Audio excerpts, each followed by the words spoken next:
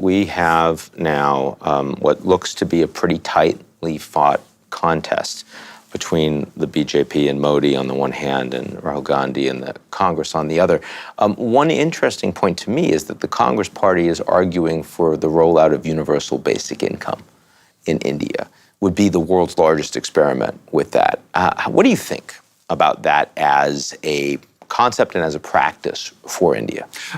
First, I think it's not quite the universal basic income that is contemplated in the West, an income sufficient for a middle-class person to sort of live without a job.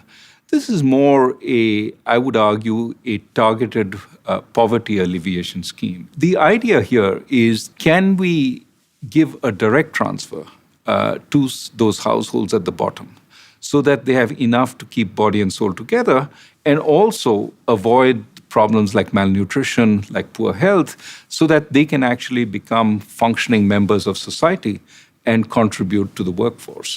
They get a decent education.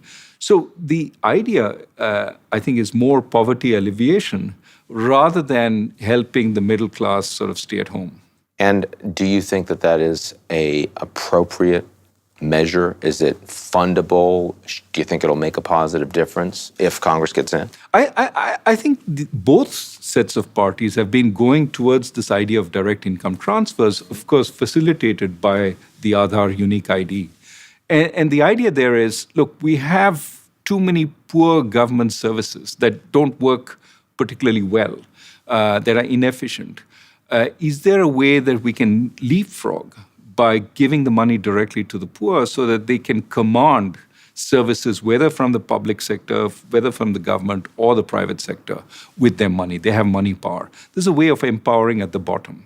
And to that extent, I think both parties are going towards the same idea. The Congress, of course, has a larger scheme than the BJP has, but the principle is essentially the same. And making the central state a little smaller as a consequence. I think if you wanted to fund it, that would be the eventual outcome.